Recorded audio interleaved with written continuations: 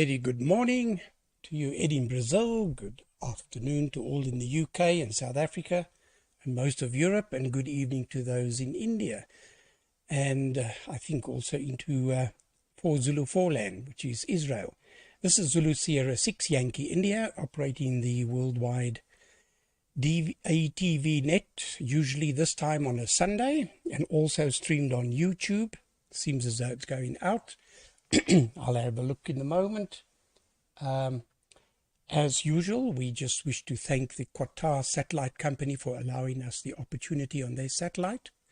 We also wish to thank the AMSAT DL group, AMSAT UK, and of course the BATC for putting up wonderful web pages with a lot of interest.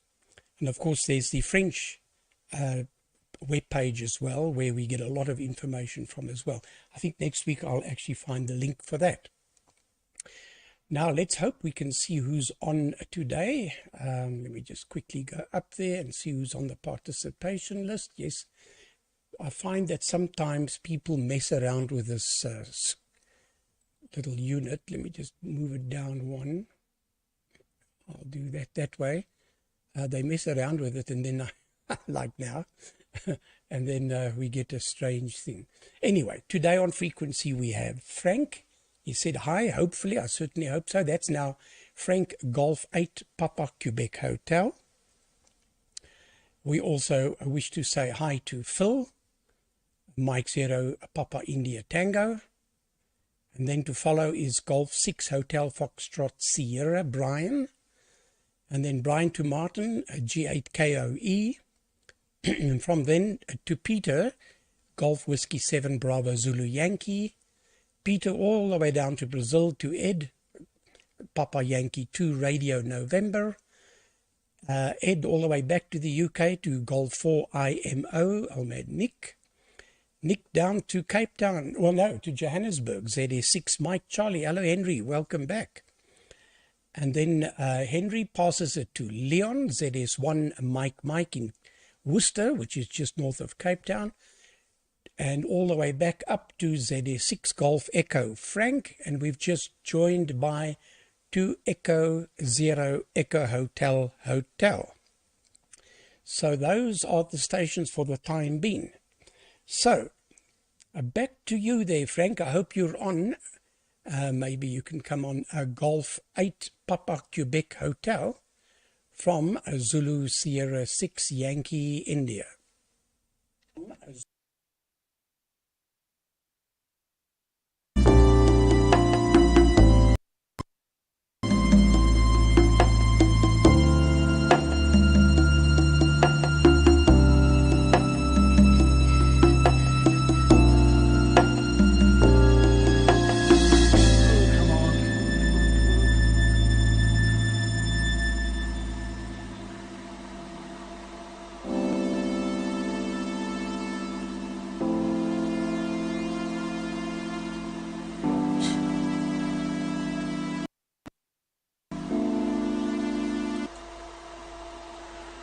ZS6YI in the group, G8PQH. I'm having a bit of trouble here, so I'm not sure if you're copying me or not. I seem to have lost my own signal on the downlink, which is not great. So I'll put it up. Assuming you're copying me, I'll hand it over to Phil, Mike 0 Papa India Tango, and maybe have a longer over on the next go. Let's just put up a test card and turn it off.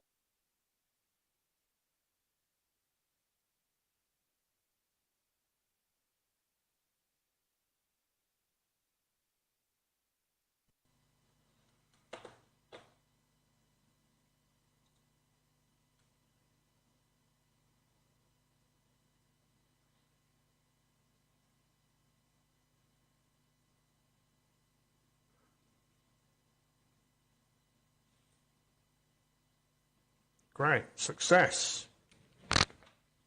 Good afternoon, evening, morning, or whatever, wherever you are.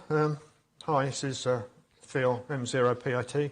Frank, yeah, I was leaving you you was coming in at about 3.1 MER, so but you were coming in, breaking up at times, but you were definitely coming in. Right, what have I been doing? Like a lot of people, I've been playing around with H.266. I'm not at this point interested so much in receiving, it's more trying to transmit with it, and to do that I need to get the codec into FFmpeg to transmit. The current, I think it's version 6 FFmpeg at the moment, and that comes with decoders for H.266, but it doesn't come with encoders. So I've been trying most of the week to get these codecs into FFmpeg, and so far I've failed. Yeah, I've failed. So I'm going to have to call on some advice. But that's what I've been doing on the H.266 front. So yeah, so that's going to be put on the back burner until I find out why it's not, why FFmpeg is not building. My brain is still there because I've been doing it about 15 minutes ago, so my brain is still in FFmpeg. What else have I've noticed is we all seem to have problems with OBS and audio sync. Mine, because I run all mine on Linux, mine's pretty stable, but occasionally it will change. And this morning it was stable, and I decided to put a different video camera into OBS. So when I connected it in and set the camera up, etc., etc., my audio sync went out. So then I reconfigured it with an extra delay, and that was, everything was good, my camera was sort of working, etc. And I thought, well, I'll just check this by rebooting the machine. So I rebooted it. And when it came up, my audio sync was still the same, was still correct. But my camera, my new camera that I'd put in, its parameters have changed, which was very strange. And I've come to the conclusion that what this problem might be is the USB ports reassigning themselves. Because I'm assuming they're in a sort of like hierarchy.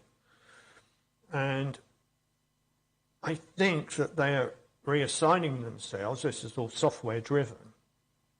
And if they're lower down the stack, potentially your sync's going to be longer, or you're going to have to compensate it because it's drifted out, etc., etc. So I think that might be an avenue to go down. Now, what I think I can do in Linux is I can assign a static USB port to a device, I think. I've not done it, but I think you can do it. And if I can, I'm hoping that that will stop, certainly on Linux, the sync problems. I haven't done it, so that's one for me to have a play. But, you know, it's very strange. And then just before I came on here, my sync went out again. I haven't checked the USB list, etc. But it's a bit strange. Anyhow, so that's another thing for me to have a look at. What else? Nothing really. Got a new mic, only a cheapy one. So I had to build a little, because it's electric, I had to give it a little bit of power, and that's come from the phantom power off of my old mixing desk there. Anyhow, I think that's enough waffle from me. I'm not sure who's next on it. Brian is next on the list. Put my glasses on. Yeah, Brian, G6HFS. Right, so I'm going to bring up the test card. So I shall hand it over to you, Brian. This is M0P.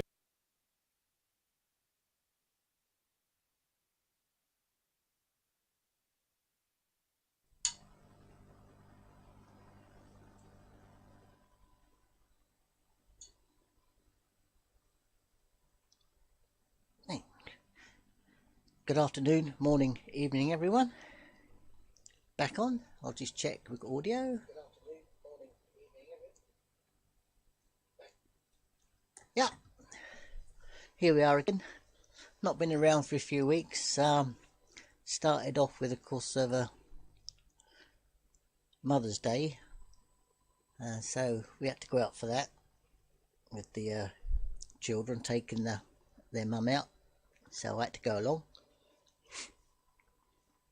And then we had an invite from the grandchildren to go to south of France, Carcassonne, for a week. So I'm afraid we were out there enjoying ourselves, running around after a 4-year-old and a 2-year-old around castles and all sorts of sights, and beaches, and seeing flamingos and stuff, picnics, barbecues. Weather was quite good, 23, 24 for most of the time. And then when we got back, I remembered we had a local Cambridgeshire Repeater Group radio rally was on, so I dashed off to that. So that took another Sunday up. But I've done a few little projects. This is one, nothing too technical, not linear. It's just a power meter that I decided to put a scale to give me some idea of what's going on. This is it.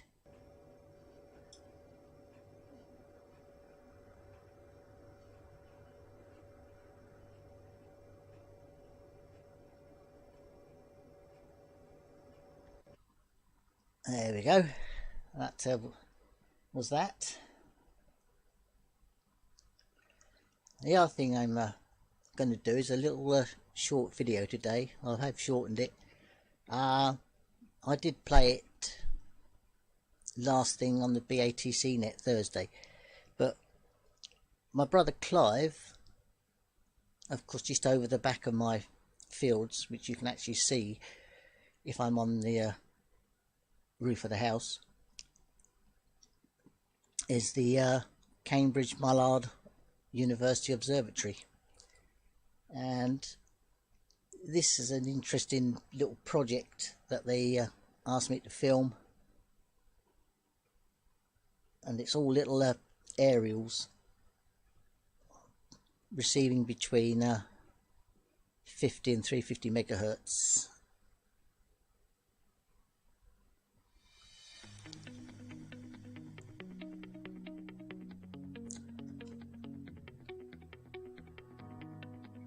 Oh, there's a little bit of sound there. Good.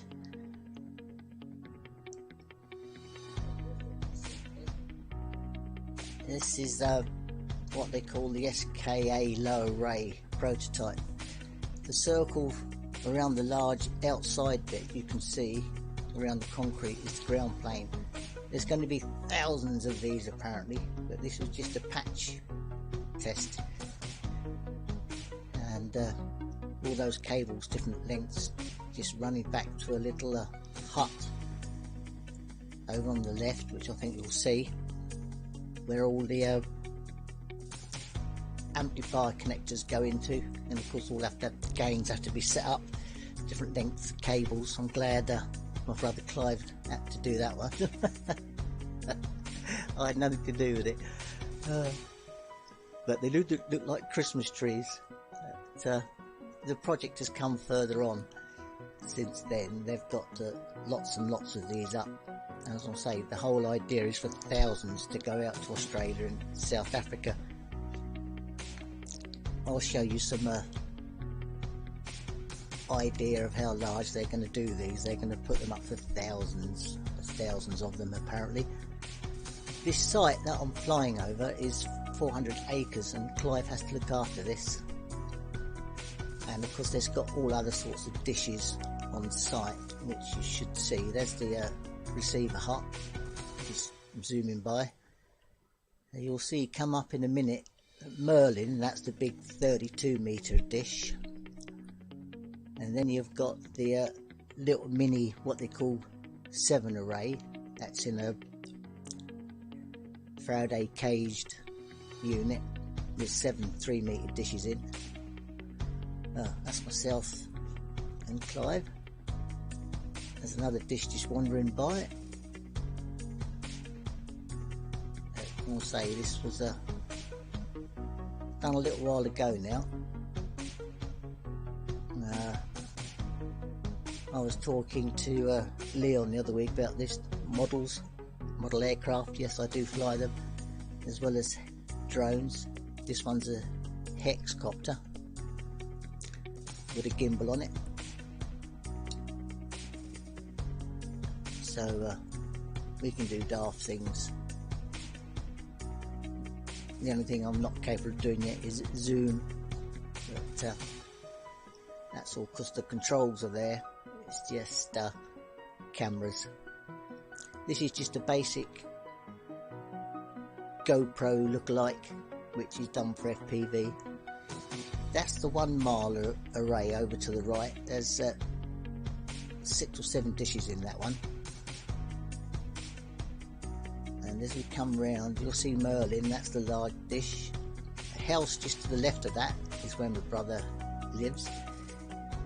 Bottom left is the optical array, and just above that is the little baby dish set. As I'll say, there's 7 in there. So I have the opportunity to fly about there for them. I need to go back sometime and do some more. This is what it's going to finally look like when they do start installing stuff out in South Africa and places. Lots and lots of Christmas trees, and there's the meerkat telescopes they're going to install over acres. So just a little quick video for you there. The only other thing I've done is I finally got round to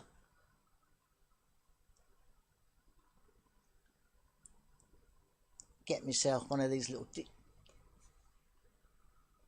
digital multimeters and building the interfaces for the ports down 4 and the meter itself. That's what I've been playing with this week. So not a lot of other progress. Well, that's it from me. I've got to hand it round to young Martin, haven't I? So find a test card and I cut it round to Martin. G8 KOE, G6 HFS.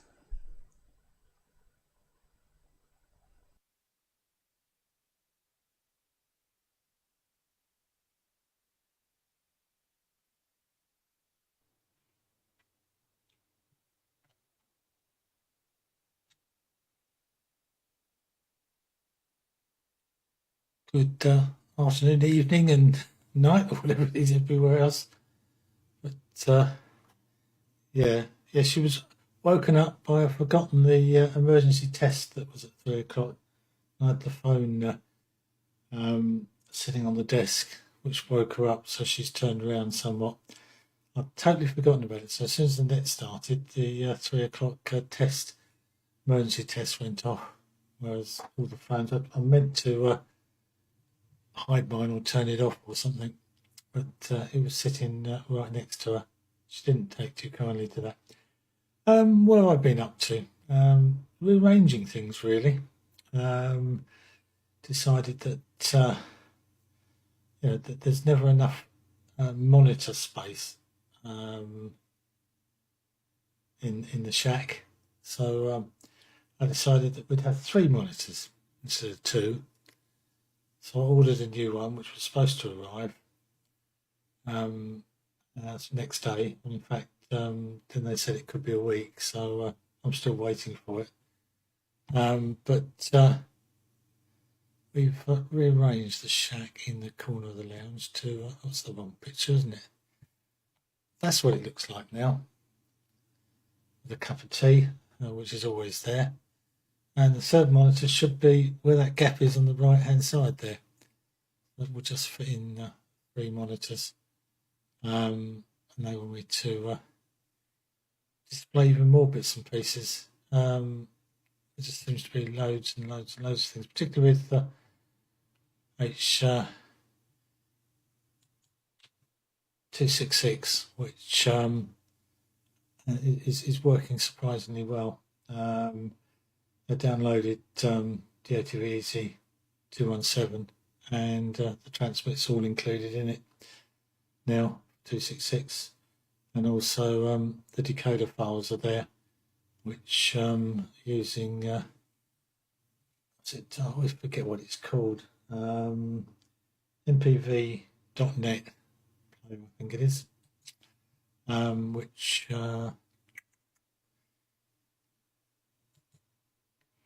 all these little blue icons on the left hand side all set up, linked to the UDP outputs of various players. The 4 of those are for the Winterhill 4 screens. So if I see a signal and select it on one of the screens, which there isn't anything there at the moment, I'm monitoring myself on screen 1. But you would double click on it and it would open up a window. And would display H266 if it was. But it said, God, that's a bit over the top, isn't it? Should have picked a different one. Let's pick the 4th window, shall we?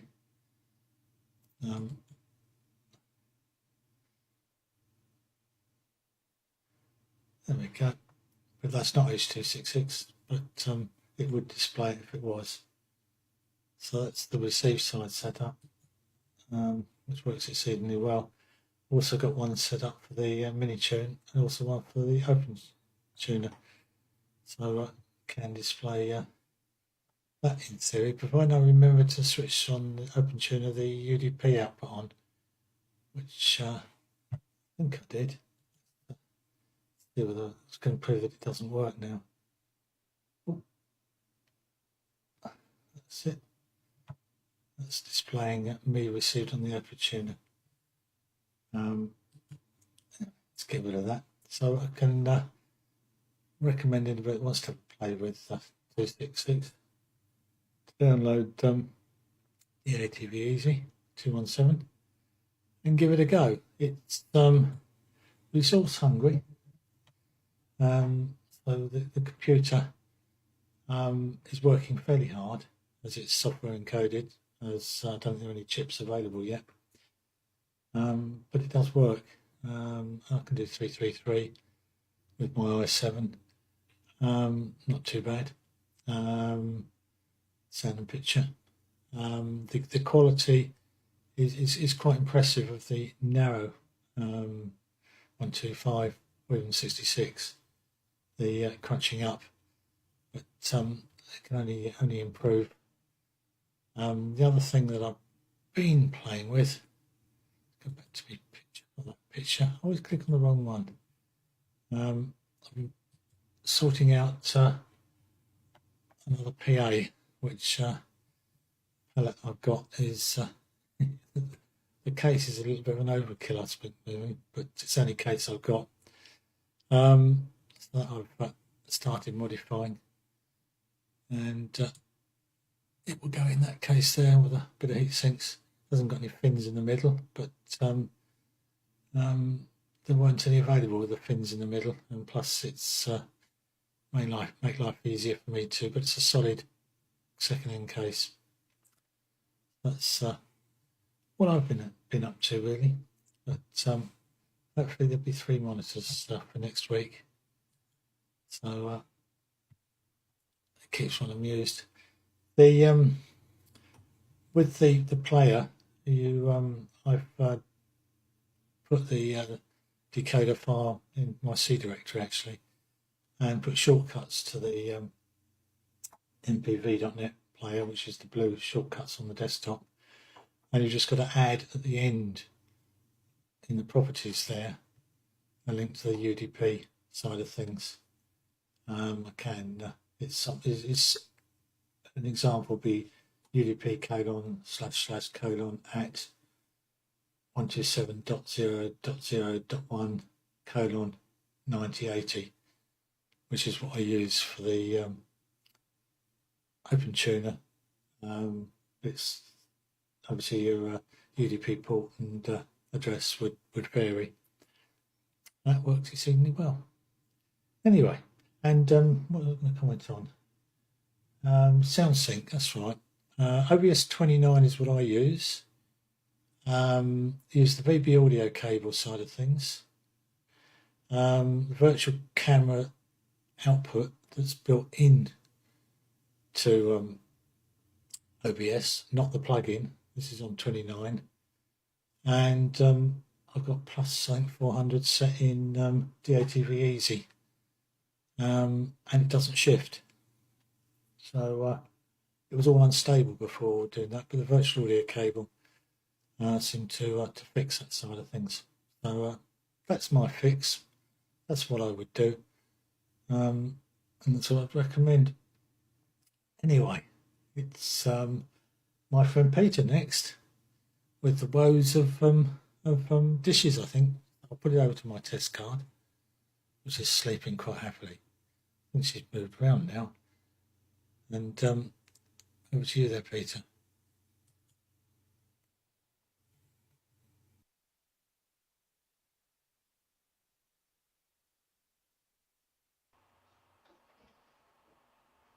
Okay, am I transmitting? That's the question.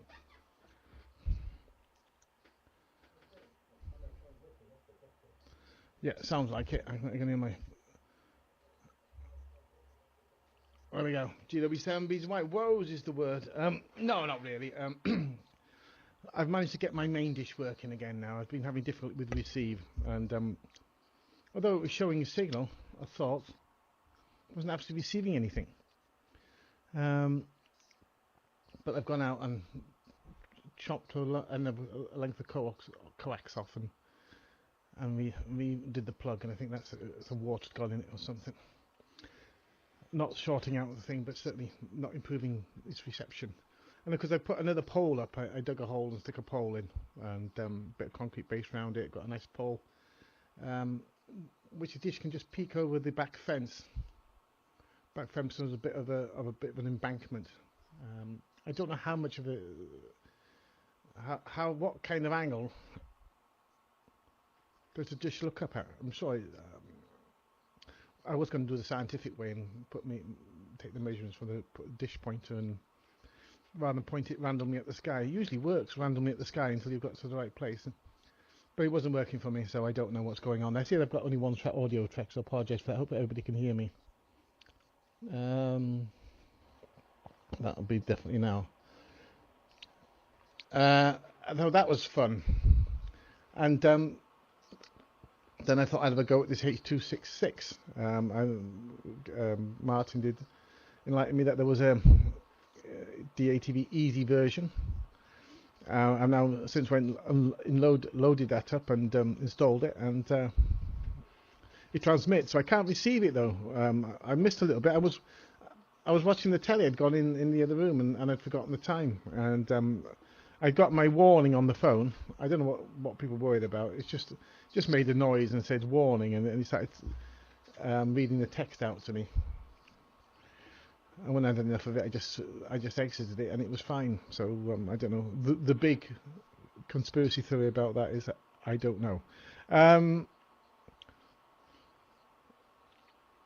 So it doesn't receive, Martin. I can't receive. I did unload that little widget in. I was listening with interest at your last part where you were just describing. I thought it would just fire up on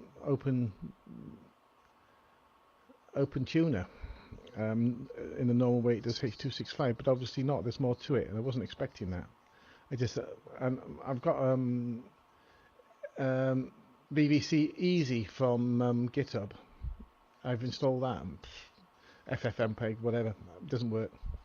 Doesn't receive anyway. I've restarted it and blah blah blah.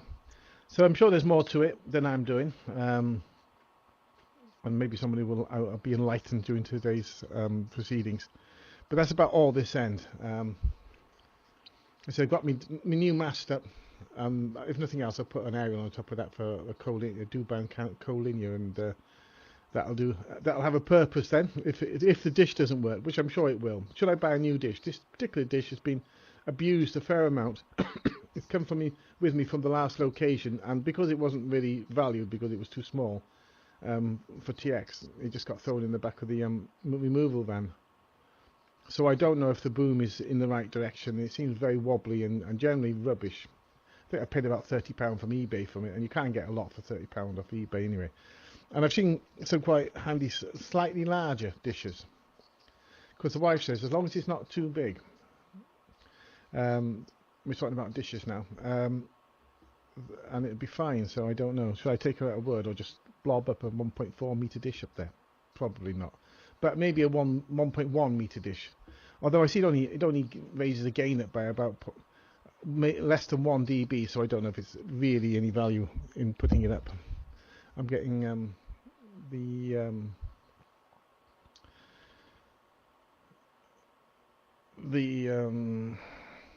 beacon at 7.6 now, which isn't very high. I'm sure everybody else gets it, but a whacking signal in, but I don't. Anyway, with that, this is GW7BZY.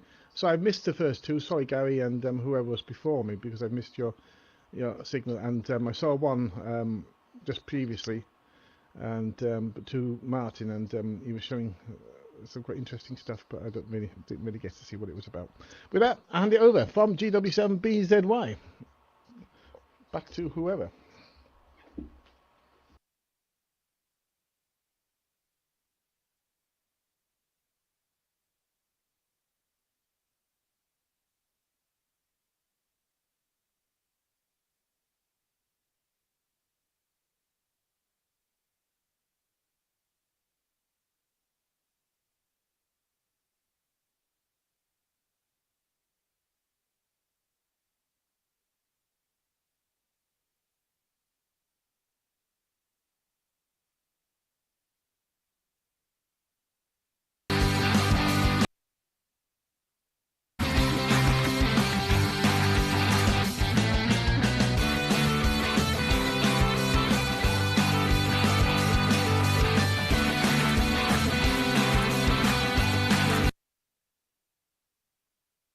Hello everybody, just getting difficult to decode myself. It seems stable now. This is Papa Yankee 2 Radio November, São Paulo, Brazil. The beautiful weather outside, as you can see. And that's me. Hello, Gary, everybody. Everybody getting here in Brazil very well. Golf 8 Papa Quebec Hotel. I think it's the first time I see you, so welcome. Good image, good signal, good reception here, except for maybe you're missing some null packets, so you're getting too much into the trunk. I mean, you can decrease your video data rate so you can get some null packets and avoid freezing.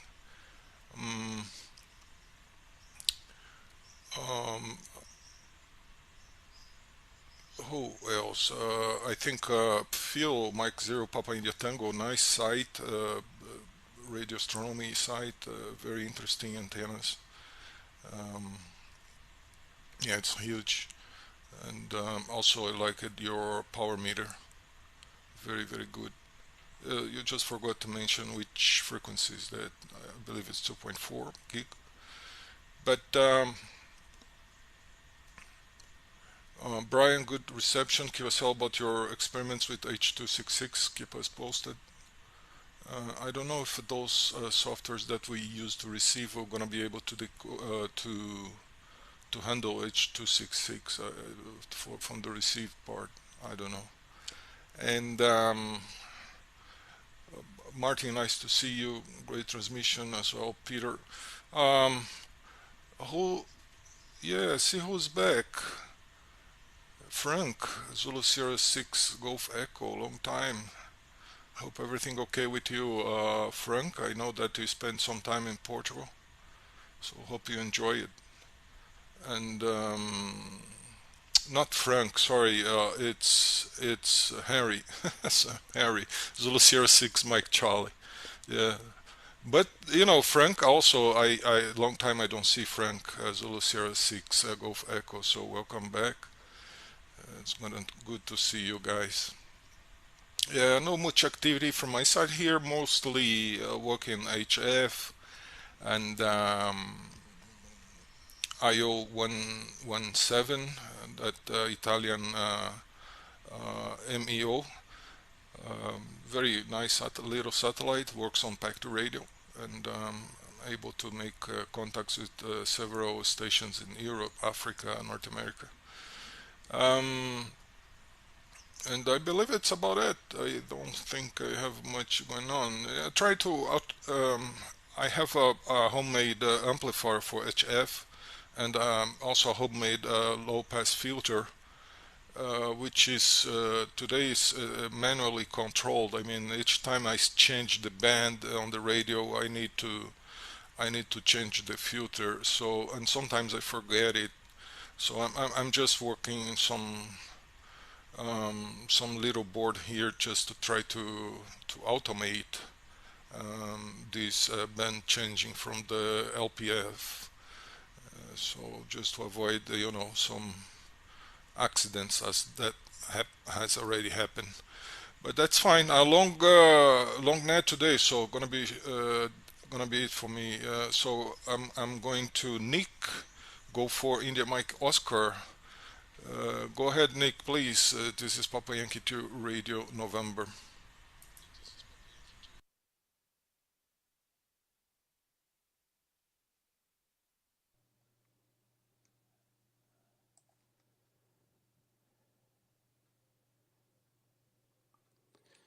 Yeah. Okay, Ed. Make sure I've got some audio. Yeah. That's good. Turn that down. Where's my camera? There we go. Is it working? Yes. Yeah, good afternoon to everybody.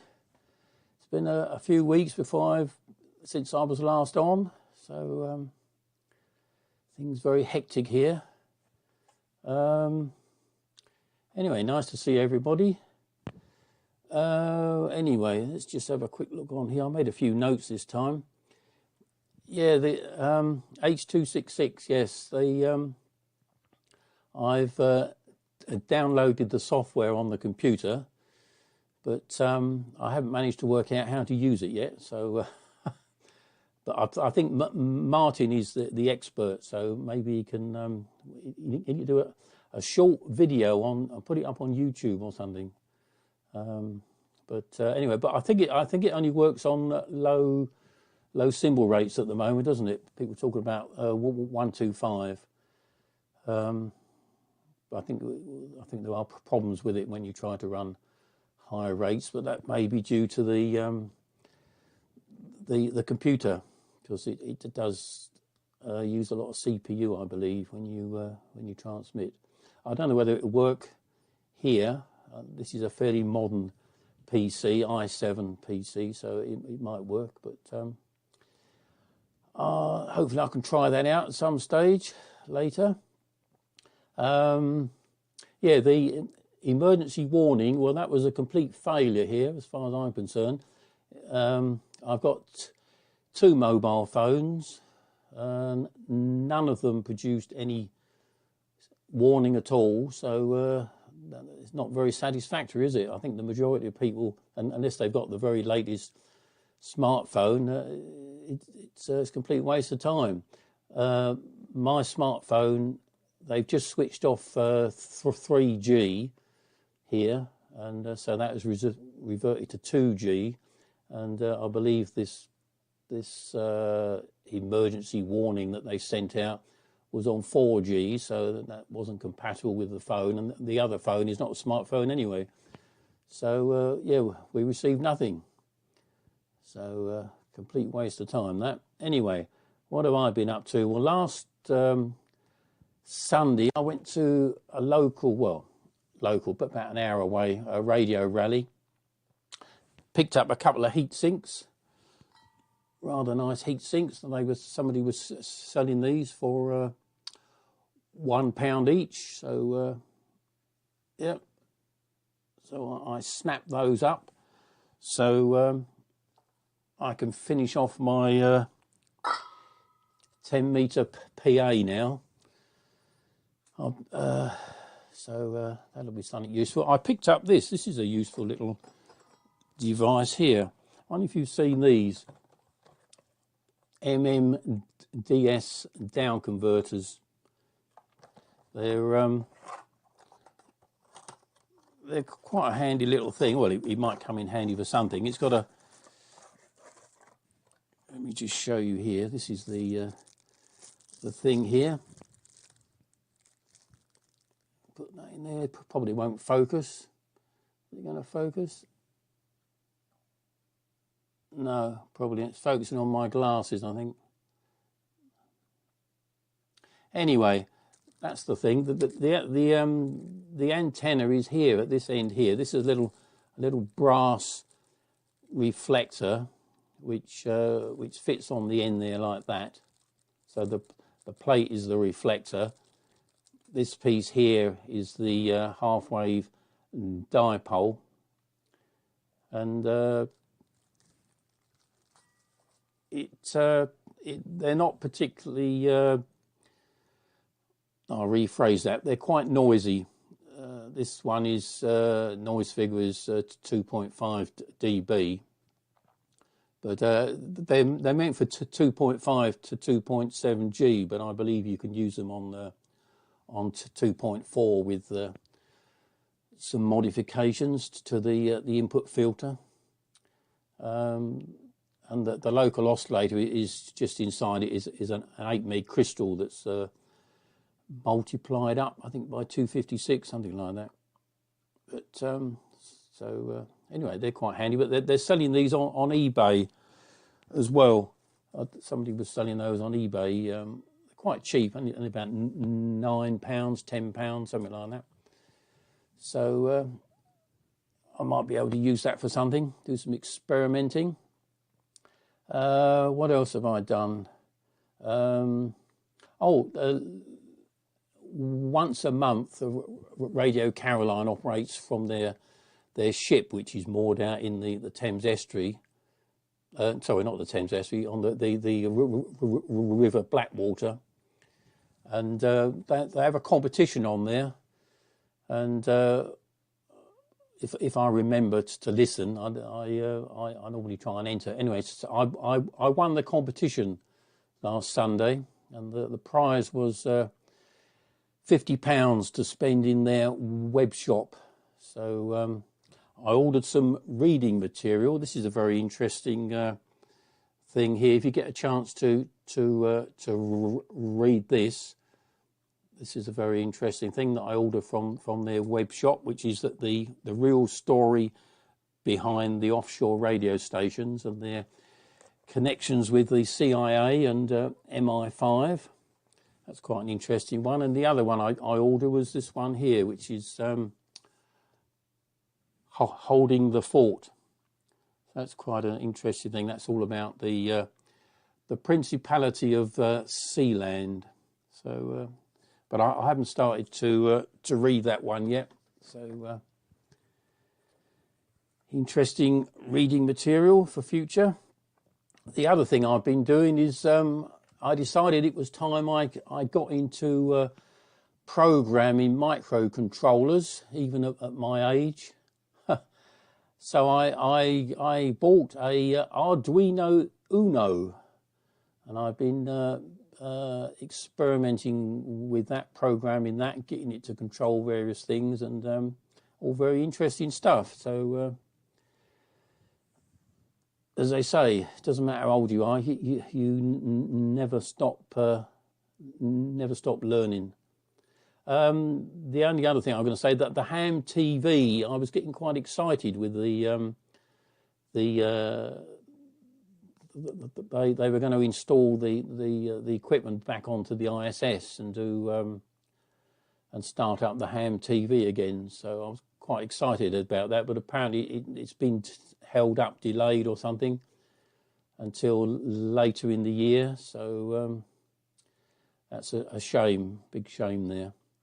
Brian, that video was very good. The Mullard Radio Observatory. I didn't quite catch.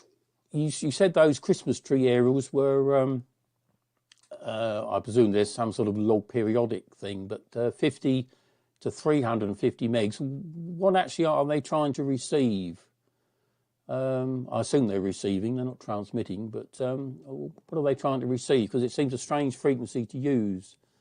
I mean, 50 megs, if a local amateur comes up with 400 watts on single sideband on 50 megs, obviously it's going to interfere. So I'm just curious to know that range of frequencies as to what they're specifically trying to receive, Brian. Right, I think that's enough waffle from me. So I'll pass it round to Henry. And nice to see you again, Henry. Hope you enjoyed your holiday in Portugal. Round to Henry. ZS6 Mike Charlie G4 IMO.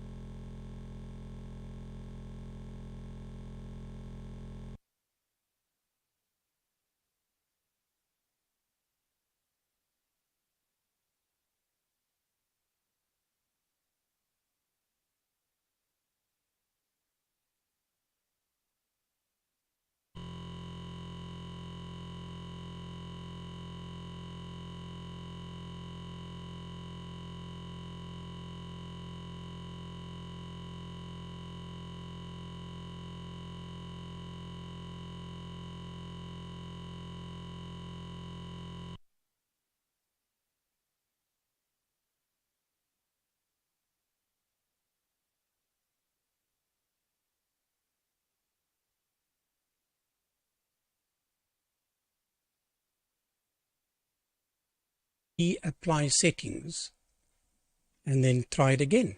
Just reapply settings. I think that's what's happening. We'll give it a go. See that works. ZA6YI.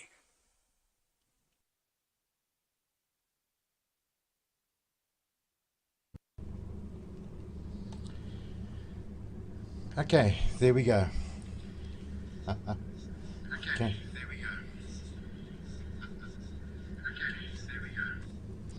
Okay, my FreeStream coder decided to stop working. So luckily, after looking at a number of items, I noticed that had gone. So I had to reload it. Okay, thanks a lot, Gary. Thanks for allowing me the opportunity to join the net today. Really, it's great to be here. And I can see there's been a lot of activity while I've been away. It's I would say it's about 6 months since I've last been on DATV, so it's quite something for me to be back today, and to see how the net has actually grown. It's huge. I mean, and it's interesting the mix of topics that are occurring at the present moment. So firstly, just let me apologize to Frank, G8PQH. I missed his over. We had load shedding as Frank came on, and I had to restart everything up, and by that time it was handed over to Phil. Yeah, Phil, very interesting about, I saw you practicing to see what's causing your lip sync to go out, and I don't know if there's such a thing as USB static mode. I know there's IP static, but don't know about USB. So that's very, very interesting that you're trying to deal with there. Brian, G6HFS, nice to meet you as well for the first time. And yes, interesting flying there with your drone. And yes, in South Africa we've also got the Square Kilometre Array, or SKA, down in an area called Sutherland, which is generally the coldest part in the country just about. And also at the same time, there's no RF in the area. All cellular communications has been removed, and it is an RF free area, which is quite interesting. I'm sure that Leon will be able to mention even more when he comes on at that time, because he absolutely knows what's going on with this stuff more than I'll ever know. So yeah, interesting indeed. And also with regards to your power meter that you're building, there's quite a few people here in South Africa who have bought the kit, and they're busy building that power meter. So I think it's maybe the same one. I'm surmising, but definitely very, very nice indeed. And it's a good project for one to keep you busy. And yeah, Martin, G8KOE, nice to meet you as well on the air for the first time. And notice that you've got your cat there with you. It must be warm in your shack, because it seems to be very, very comfortable, and definitely enjoying the environment that it's in. Yeah, I've got in Portugal, I've got a friend as a dog. His name is Josh, and he's what they call a schnoodle, a schnauzer and a poodle. A very clever dog, incredibly clever. And yeah, and I've had the honoured acquaintance with two cats as well. And they also incredible animals, very, very clever, and they can see immediately what's going on around them, and sense the friendliness of people around them. So it's actually very, very nice to see. And obviously your cat is incredibly comfortable in your area there, Martin. Peter, interesting what you are busy with. I saw you speaking to Gary about grayscaling and coloring and so on of the face. I honestly not an expert in any of that, and I just hope and pray everything comes out okay when I transmit with regards to what I look like and what my coloring is. And you must excuse, I've got nothing up behind me. What you see there is all my storage.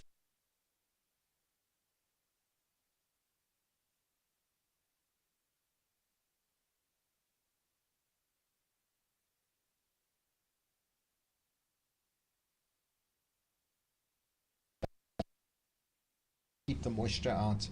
But luckily in this area in the north of South Africa, the weather is very, very good to you with regards to humidity and so on, whereas down in the Cape and along the coastal regions, you have a lot more humidity, and the rust tends to creep in and damage your equipment. But anyway, that we just have to deal with. Ed, nice to see you again, my friend. I hope you're well. I hope everything's going okay. Yes, I was over in your alternate land for for 6 months, and it was really very, very interesting. Traveled the north and the south, and it's very pleasant. And it's actually a very beautiful country. It is not as diverse as South Africa, with having from deserts to tropical to tundra. It's not like that, but it really is very pretty with all the winelands and the seaside. The sea is very, very calm in certain areas, so it's actually quite a pleasure to be and be able to swim in the sea in that part of the world. Yeah, and let me just see. The other thing that you mentioned was that you've made quite a few satellite contacts on the new Italian satellite. I don't know much about it, but I will read up on it. It sounds to be an excellent operation. Okay, Nick, nice to see you as well, my friend. I hope you're well. I see you've been trawling the flea markets. Absolutely nice. I like doing that as well. But we don't normally see a lot of UHF, SHF stuff around like you guys see in your part of the world, which is nice to collect because of the type of the sphere of the hobby that we are in. Okay, so now we come around to what have I been busy with. I've been trying to learn C++, like you, Nick, and a few other people. And I've actually ventured into the IDE and also the ESP8266 microcontroller or Shield, and looking at ways in which I can build or get information out of current sensors and voltage sensors and temperature sensors. So that's what I've been doing, and of course working with analog to digital converters. Because the ESP8266 only has one analog input on which you can sense current or voltage or temperature, whereas I need more than that. So I got hold of the ADS 1115 and started working with that to see how you program it and what happens. But right now I'm just a hack. In other words, I will copy some programming and paste it into my program, and then have a look and see how it works. And if it doesn't go through, I will then manipulate it to get it to operate properly. So I'm learning through that way. And of course there's also a great, I think it's w3.com, which is a great website where you can learn programming languages free of charge, which is quite interesting.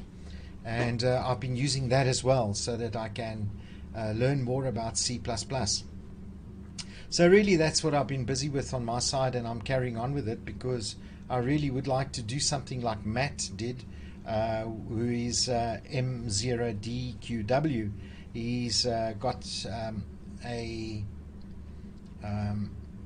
he's got a video, a YouTube video on how I made my QO-100 dashboard with Node-RED. So I would like to see more of how he went about it and dealt with it. So there's such clever guys with regards to programming. I'm such a novice. I actually feel quite ridiculous, but I'm a hack. I'm trying to hack things together and learning that way. So anyway, that's a heck of a long over, and really I apologize. I won't make it long next time round. So that's my story. Hopefully I'm still going out and everything is working well. Thanks a lot, Gary, for taking over there for that very short stint, just to give me time to set up my free stream decoder again. Okay, Leon, your turn, my friend. Nice to will be able to see you, and of course Frank as well, ZS6G. So ZS1MM and the group, the C, ZS6MC.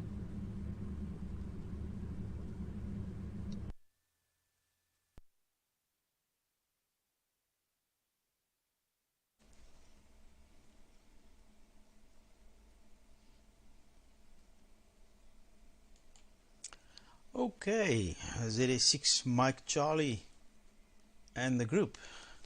ZS1 Mike returning. It seems like I need to add a little bit more power. I don't know why it's so flow today. That should, yeah, that helps a bit. That's better. Right, yeah, Frank, you're not alone about the hacking. We'll talk about that just now. Okay, good morning, afternoon, evening to everybody. And this is ZS1 Mike in Worcester. Okay, Gary, right? Your transmission was perfect with the tune, everything. Frank, G8PQH. From you, I got a perfect copy. The only time that you were chopping up was while you had the test card on. The moment you went to your camera, it was smooth sailing all the way. And then when you said you're going to put the card back up, you just died all the way. But while the camera was on, it was perfect. No problem whatsoever. Full, yeah, the H.266, I can say nothing about that. I know too little about these things. OBS sync, well, I don't have any problems, and I think it's because my computer never goes onto the net. This, my transmit computer, that's the transmit computer, this is the receive computer. Neither of them ever goes onto the internet. So nothing gets updated, and I think that's what causes most of the messing around. Nice power meter thingy that you are playing with there. That nice analog bar graph. That's nice. I like that. I don't like digital things. That's why they don't have digital things in aeroplanes. They have needles or bar graphs. You can see it in an instant. Brian, nice video there. Lovely. And yes, a lot of info there. You did show it the other day, and I was sitting there at the table, I think also busy with Arduino stuff, so I couldn't see so clearly, but now I was right here, and it's very nice. I didn't realize that they were also looking at those lower frequencies. Our SKA thing is not in Sutherland like Henry said. It's Carnarvon. I think it's not too far from Sutherland.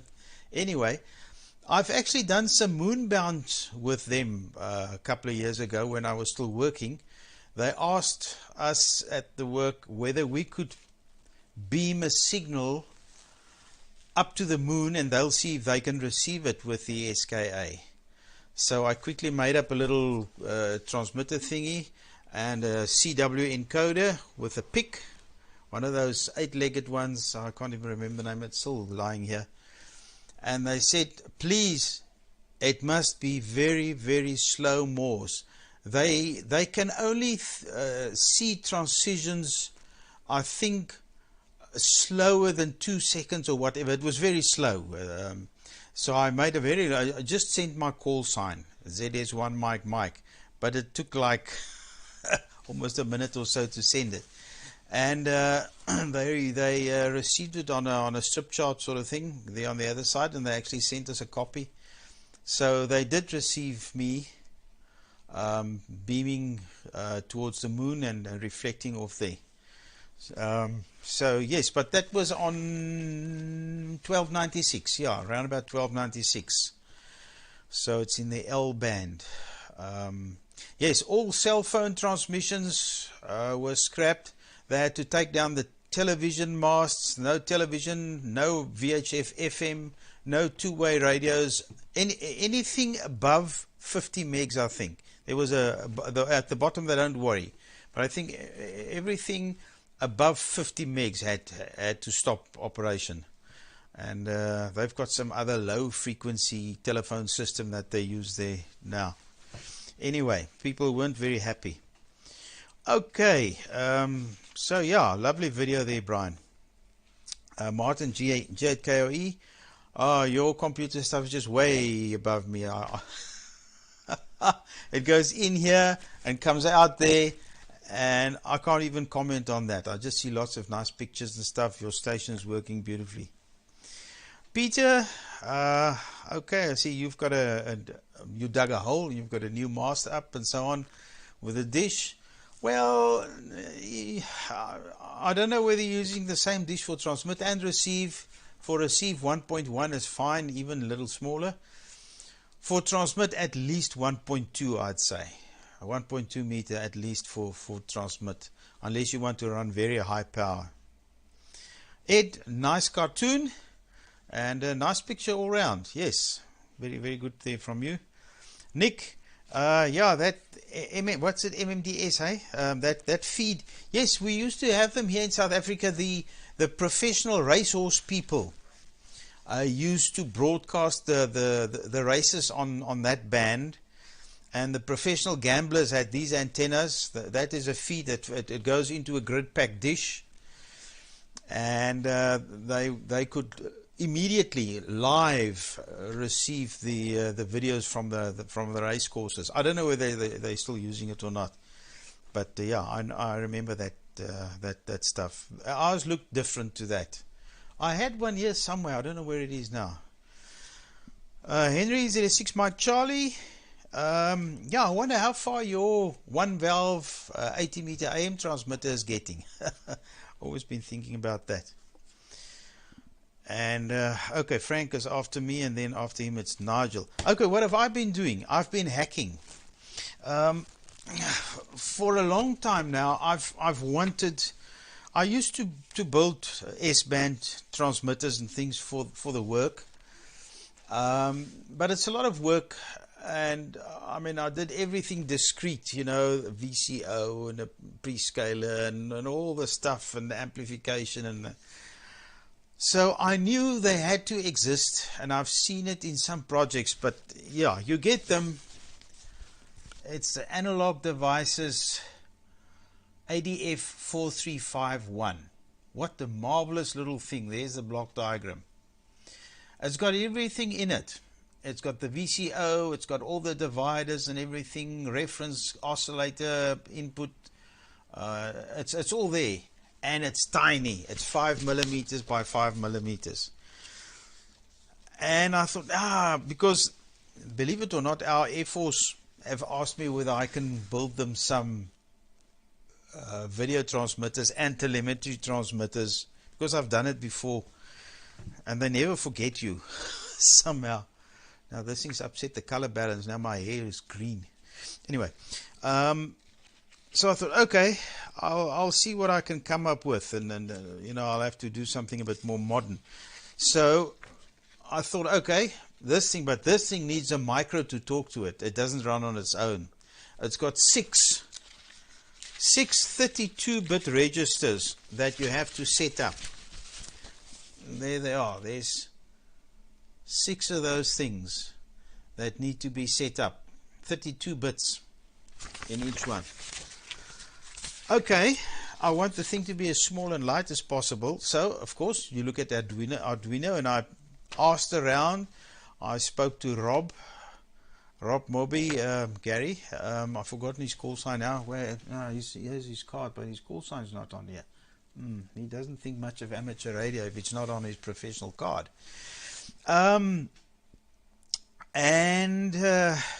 Yes, he sent me some links, and there are people using this chip with the Uno, and some software available and so on, and I put the lot together and it works fine.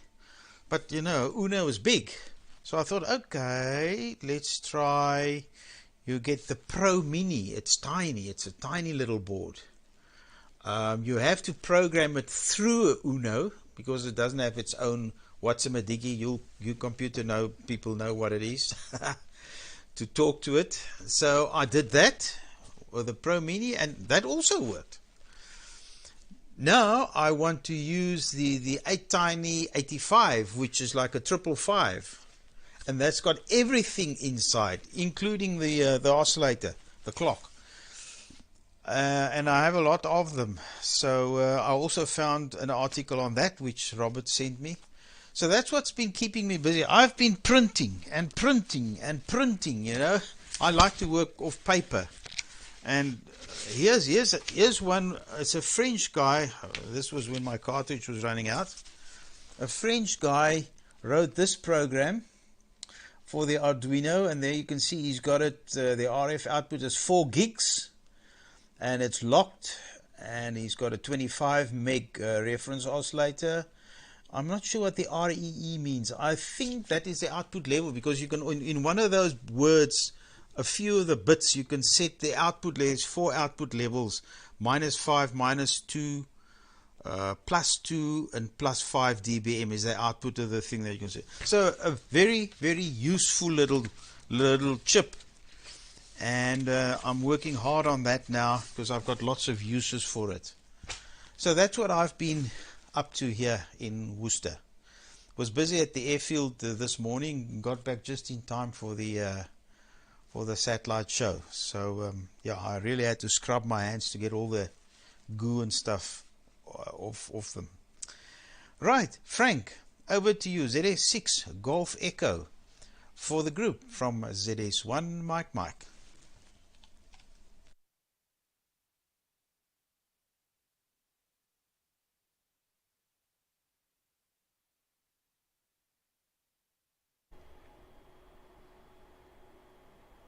Yes.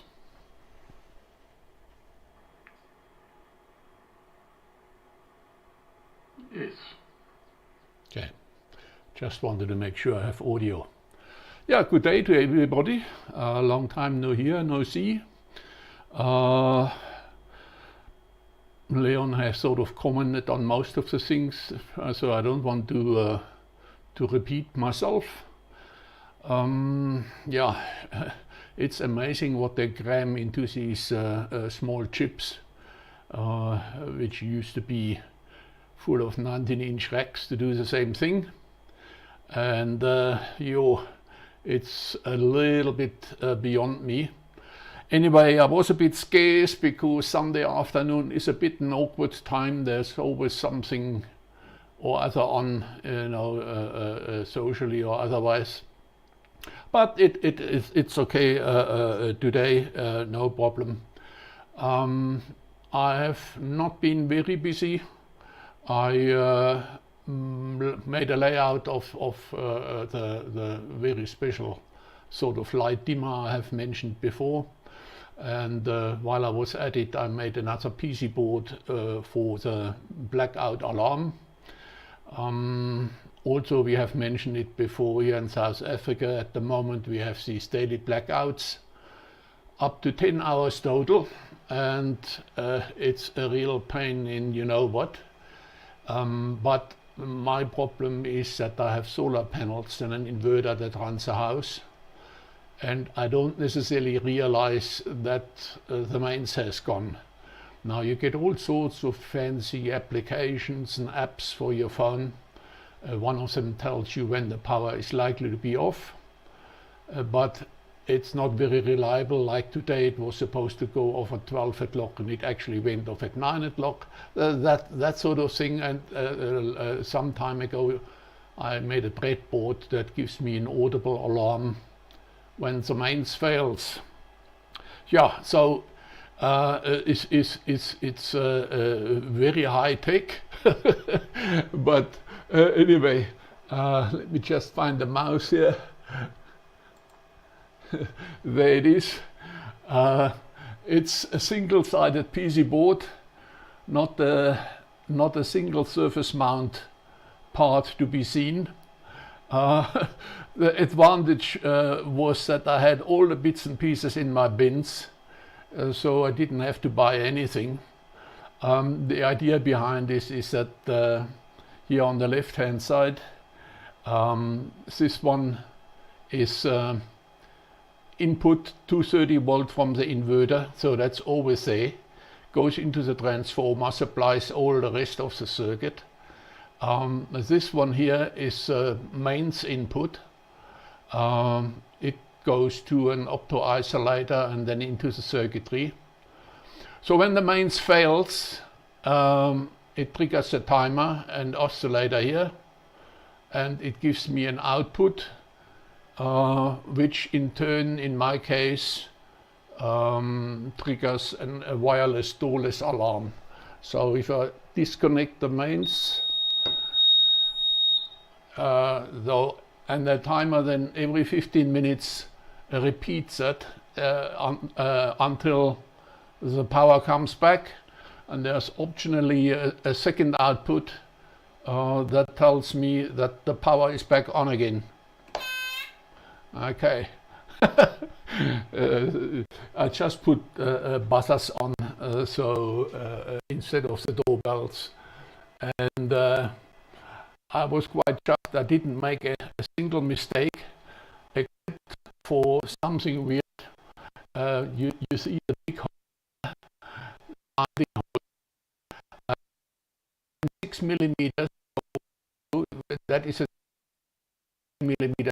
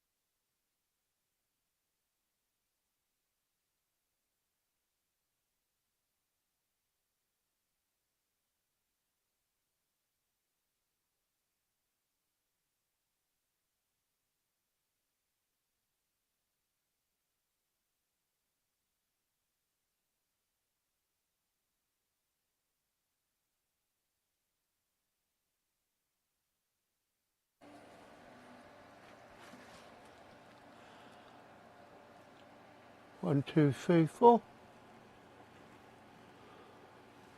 Oh, 1, 2. Yeah, that's working. Let me transition over.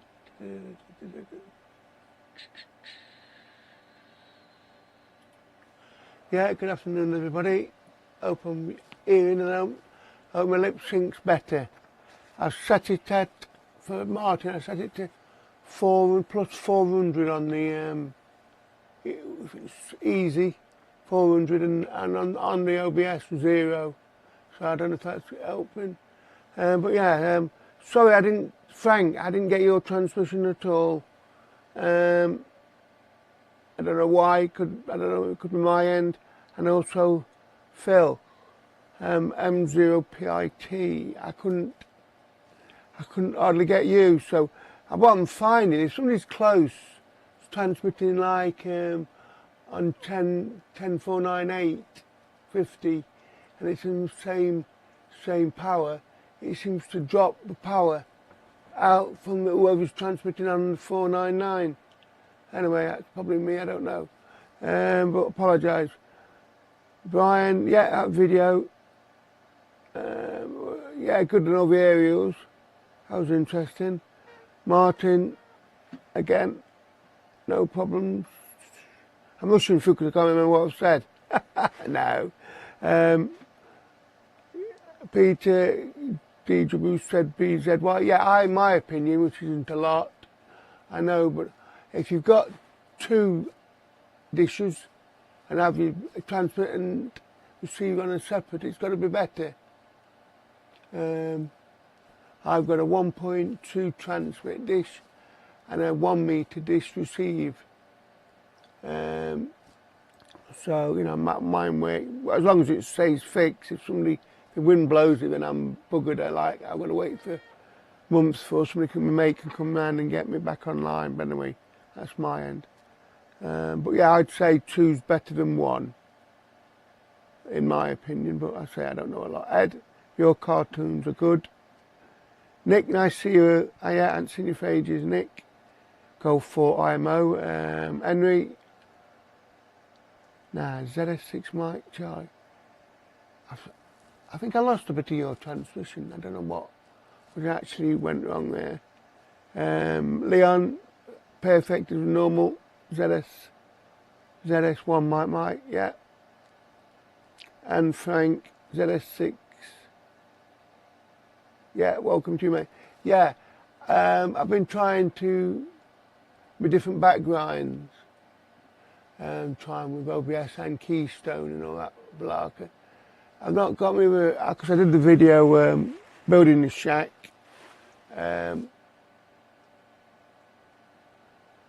But I've not. Well, I say I've started making the video, radios, what I've got, etc.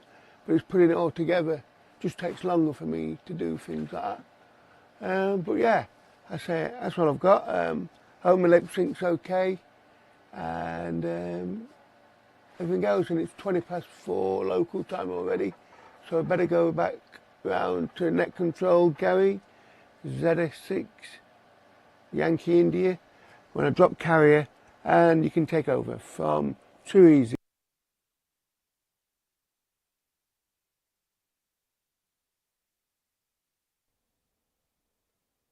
Okay, Lionel. Nigel, very good. Okay. Let me just get that off. Nice signal this time, and your sync was pretty good. Frank, let's just go down the list quickly. Don't want to bore people. Frank, a G8 PQH, beautiful signal, other than when you came up with your pattern, you had too few null packets. But after that, it, as Leon said, it went swimmingly. No problem. Nice to have you. Welcome on. I've often seen you on the DATV site. It's a bit late for me, I must say, especially when it's your winter. Then you crank it up an hour, and then it gets late for us. But welcome aboard. I just want to say hi to the following guys on YouTube watching. Stuart, ZR6 Whiskey Tango. We also wish to congratulate Stuart on winning the Radio ZS Award for one of the better or the best articles in the last year. Well done there, Stuart. Can't wait for you to come onto DATV, because then all our programming issues are sorted, Leon. Albert, of course, like usual, ON4AAH. Hello, Albert. Nice to have you on as usual. Tito, PU2OZK. And then Don, Echo India 8 Delta Juliet. And hello to Justin, a G8 Yankee Tango Zulu. Now, Justin has just put a YouTube video on. And guys, you can go and have a look at it. In fact, I asked him if he wouldn't mind sharing it with us on this frequency. But it's called Installing the PTR-X for the 9700. So it's well worth watching, I can assure you. So thanks for that there, Justin. You can just YouTube it and just search for Installing PTR-X 9700 and you should get to it. That's Justin, G8 Yankee Tango Zulu. Right, Brian, firstly, your sync was fine. Phil. I'm skipping one. I'm skipping a beat here. Phil, Mike 0 PIT, 100% synced now, no problem at all. And I liked your little microphone power adapter. Yeah, Leon sent me a bunch of these condenser mics, which I must still use. I've got them safely stored in an envelope. But I know Frank's using one. And Frank, by the way, your audio bitrate is too high. So you started to freeze. You lost null packets and you froze right yet towards the end when you were telling us about the holes for the pick. So you can just crank it down a little bit, the audio bitrate. You don't need such a wide or a high bitrate.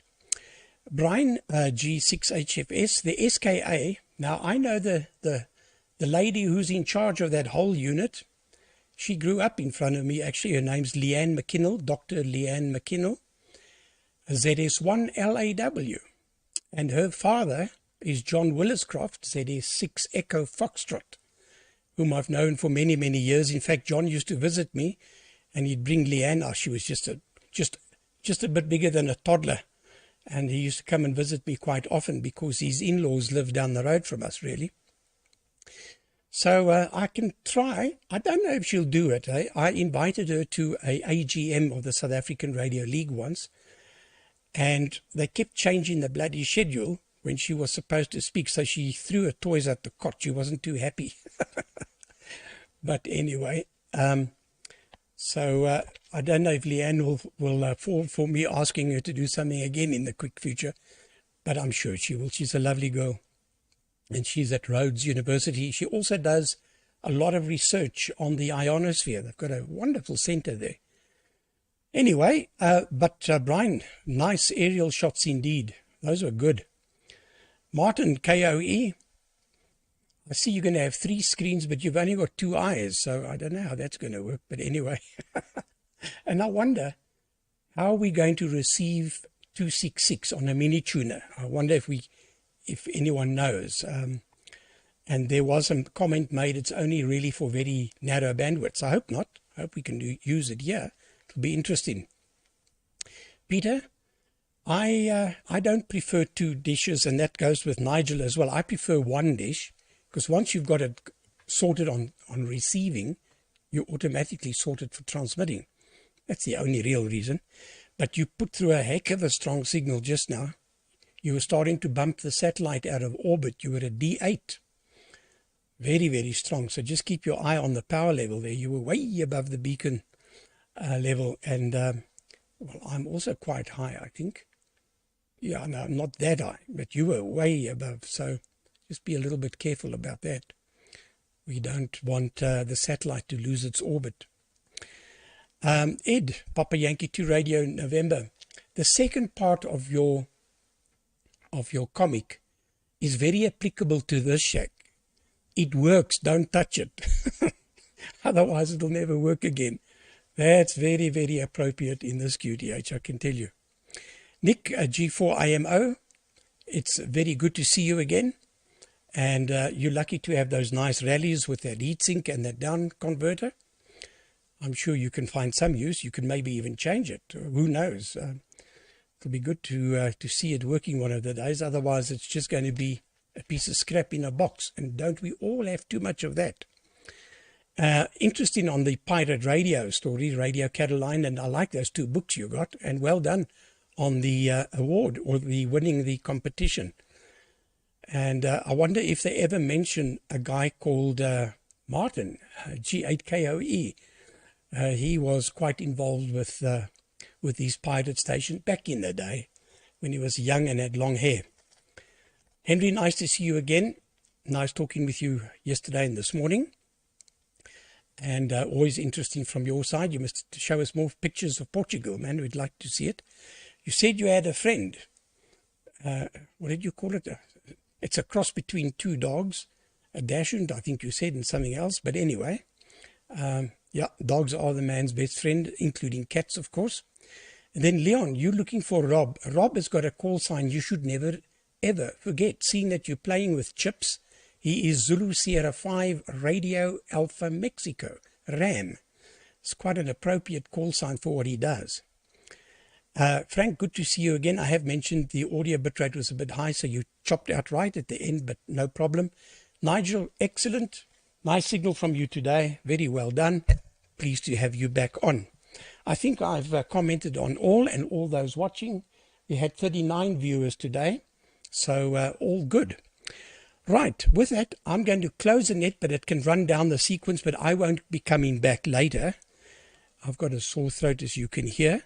So I'm going to immediately pass it to Frank. I hope you're still there, Frank. Golf 8 Papa Quebec Hotel to take it. And wish you guys all the best. See you next week from ZA6YI. I wish you guys all the best.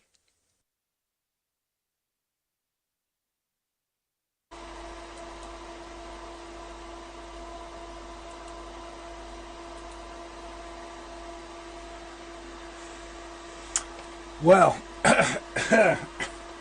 let's just see if I've managed to... No, my receiver has gone off and decided to look for a different symbol rate. Well, hopefully this is getting out. I've clearly got some issues still to fix. Very interesting listening to people's comments about H266.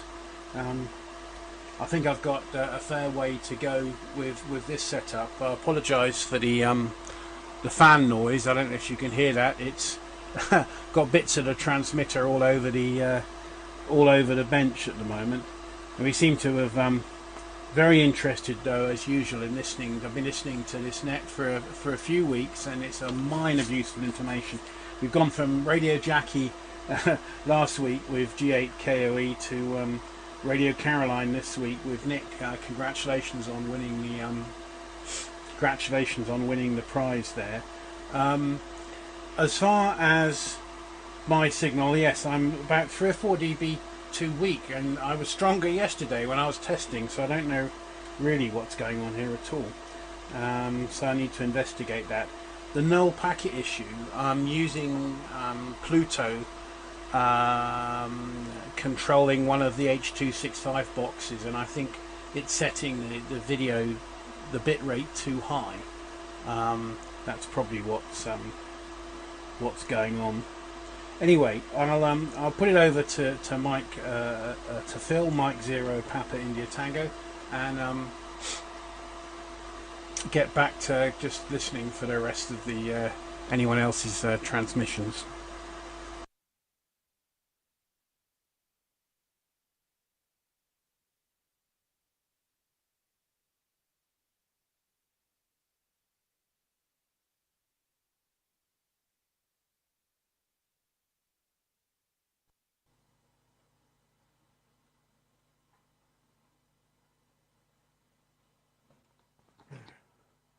Looking good, looking good. Right, that's me. Won't be on for long. I'm getting rather hungry. It's a bit loud. Yeah, need some food. Nick, congratulations on winning. Surprisingly enough, already loaded onto OBS is this.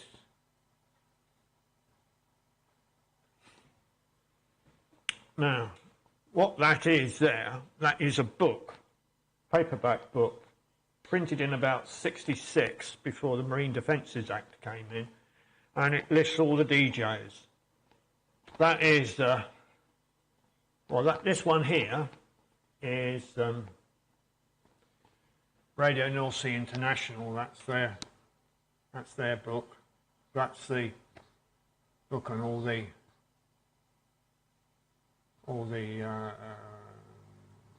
DJs, and that's the original Paul Harris book, When Pirate Rules the Waves. Yeah, that's memories. Yeah, lots of memories. I never made it to Radio Caroline. I wish I had done. I'd love to have seen their transmitter hall. I know Radio London. I think they had about 600, no, not 600, about 60 kilowatts on medium wave. May even be more than that, but imagine the antenna, you're literally feet away from that amount of power. I understand that some of the DJs, while they were on deck, when there was a bit of mist in the air, that they received quite a belt, electrostatic charge, got quite a belt and was thrown across the deck. But they're just stories. But they were fun times, yeah, good memories, good memories. Anyhow, guys, I'm not going to stay on for too long. As I say, I'm dying for something to eat. So I'm going to hand it over to Brian, G6 HFS, and yes, I enjoy my my little time on the net. I enjoy it with you guys. There's lots of information being thrown around and very useful. Yeah, great. Really enjoy it. Anyhow, that's it for me today, and I'll hopefully see you all next week, and I shall hand it back to Brian. So I'm going to put up a test card if I can find the damn thing. Where's my test card? Here's my test card. Right. So there's my test card, and let's just show.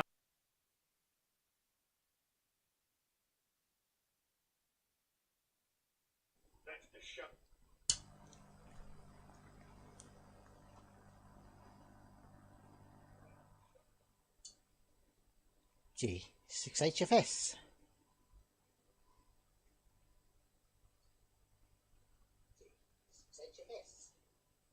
Yep, okay, got audio again. Okay, been good fun this afternoon, a good net. Yeah, as for the SKA and the aerials, yeah, Gary, I can just pop over and see my brother. It's only a 10-minute drive from me. When they were building a lot of the arrays, and especially Merlin, I got to see that being built from the ground up. All the stages, all the equipment going in, having a nose around. All by Private Look-See. He, in the past, has arranged for me some site visits, and he takes you everywhere, including to a part of the site, which, as I said, is 400 acres, whereas only a few years back they had to clear all the old storage of mustard gas out, which a lot of people didn't know about, and it had eaten through 14 layers of brick and lead. Only one layer was left, so they were lucky to get at it.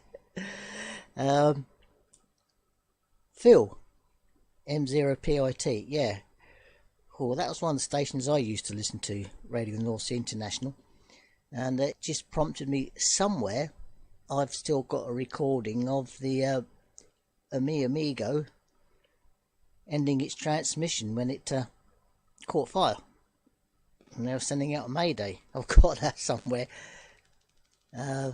off tape. It's actually on my computer somewhere. I did keep a copy of it. So yeah, all very interesting. That's what I used to do, all pirate radio stuff. Used to listen to them all. Caroline, RNI, Luxembourg before it moved frequency to 208 and all sorts of crazy stuff. A few years ago. And I think that's about it from me this week. I've got not a lot else to report. So I'll hand it round to Martin again.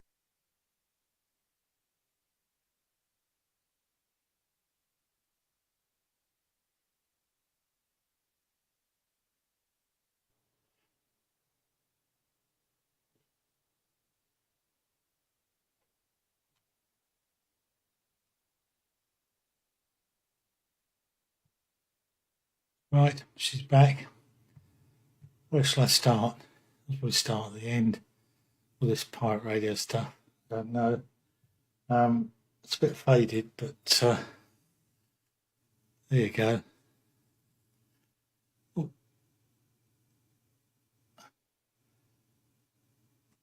Didn't quite make it on board. That was the time when things were being jammed, etc. It was a bit rough when we got out there, and so all we could do was to throw some packets of cigarettes across, etc., and the latest papers, etc. So that was good. RNI. It's an impressive boat. Also a good friend of mine was a DJ on that. A lot of the programs were recorded. Books. I'm envious of you winning the Caroline competition. Got to say that. But as we're talking about books, I dug out that one, which is an interesting read. And that one.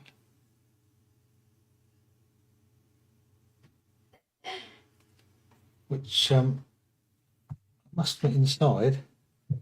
Didn't realise I'd forgotten was a copy of Spotlight, which is a free radio association.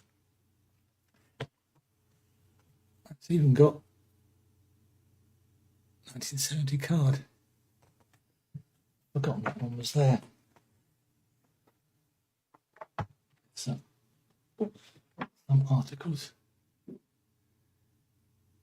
The final curtain.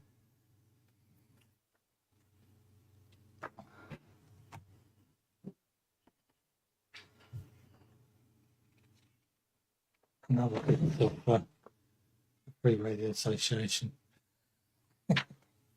Anyway, I know nothing about any of this. You're probably not watching there, Gary, anymore, are you? But Minitune works exceedingly well with H.266 receive. It is quite simple, but if you download the bits and pieces for DATV Easy, including the decode folder, inside the decode folder will be just refreshing his memory. Just decode H.266. I've actually put the folder in my C directory just because it was convenient and I knew where to find it. And inside there's another folder called mpv.net, and it's got mpv pvc easy.exe. Create a shortcut to that and put it on your desktop. So then you need to modify that shortcut slightly. You add on to the end of the shortcut. So just look at the properties and they'll have a long sort of thing of C decoder, 266 MPV, blah, blah, blah, blah. And right at the end it will say pvc easy.exe with a space, then UDP, // @230.0.0.10 :10000, which presumes your port from your Minitune, your UDP port. So with your Minitune, you just click on the signal that you want to receive, and if it doesn't decode it, you can see possibly that's a signal. Let's try that one up there, which is on open tuner. Right, let's go to there. I've just clicked on an open tuner one. I could have done, actually I should have done it in the let's do it the other way, which is going to make more sense. Right, this one in the Winter Hill, which is I also use, is number 4. If I click on that, which I suspect could be 266, and it's not decoding in my 4th window. So I've got 4 shortcuts I've set up looking at the UDP port. If I click on that one, it should open it up, and all being well would decode it. Now this is not going to work because it's live, isn't it? Not ginormously strong, that signal. So that was a failure, wasn't it? Is anybody else running 266? I don't know. There's a 66 signal there. Oh, he's increased his power now. Maybe let's try him again. 1, 2, 3, 4. Come on. No, it's not going to, is it? I won't do it live, but it would decode it in that window there. Honest, it does work. Everything's falling over now. I can't find a signal that I could try it on an ordinary signal to prove what would happen. That's 4 I've clicked on, which is a normal signal. Oh, that's G7BZY. He's doing there. Maybe he's transmitting something 266 wise. Don't know. Let's try. Click on that. There he is. God.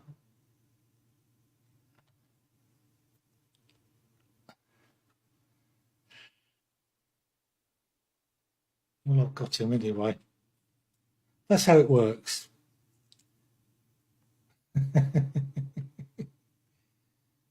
So that gives you an idea. Actually, I haven't got the sound turned up on this, so I could turn some. No, I can't get the sound to turn up, but anyway, it's muted there. But anyway, that's a live demonstration of oh, of course it won't work because I've killed the sound down here, you silly idiot.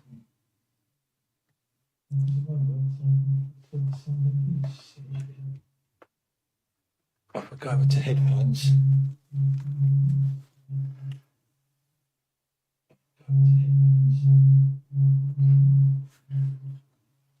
Right, these are Bluetooth ones, so just take a second to kick in.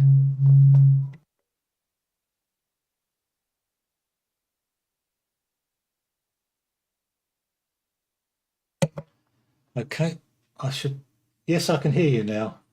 I think it's about 13-second delay, but that's a very good picture from you. Not the best picture in the world, but certainly very good. Anyway, about 13 seconds delay, but that's a good picture. There you go. Yeah, it's a good picture.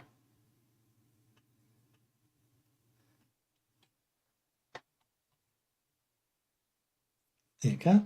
That's well, if that's a live demonstration of things working or not working.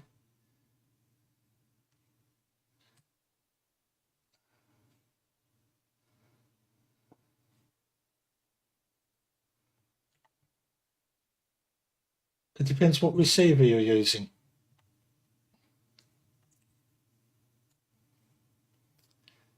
Anyway, I'm hogging the band. I should pass it on to whoever's next. So I'm going to get rid of you because you're. I can move you over to there, can't I? Get rid of you on the other screen. So who's next? After me. Oh, it's you that's next, isn't it? So I'll pass it over to GW7BZY. Take it. KOE.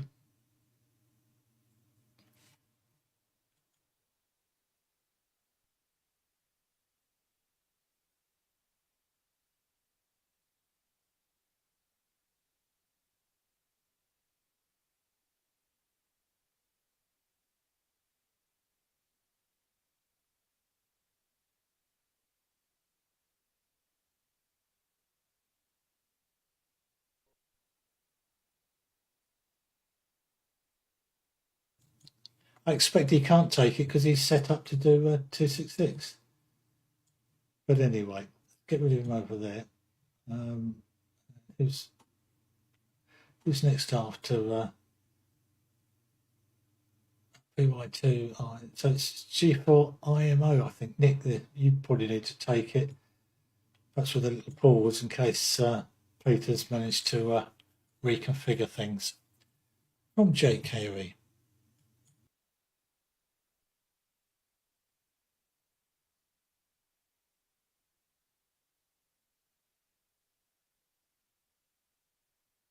It was fantastic. Thanks very much.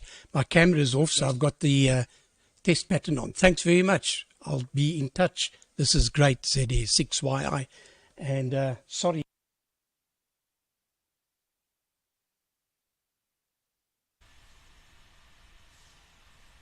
Yeah, it's supposed to be me. Don't know. This is Papa Yankee 2 Radio November, Brazil. Coming up. Plista, you see the list after QO-100 should be BZY and then myself. BZY, it's your turn. Can you go? If he doesn't go, I'm gonna be back.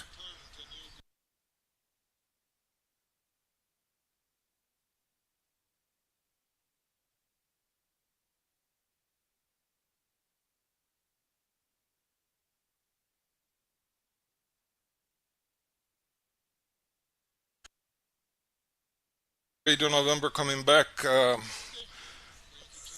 Nice to see you. all on this DATV Net, just to show my, for who's may interested, don't believe much people is interested, but that's the thing I'm doing. That's the thing I'm doing for automation on the HF and LPF.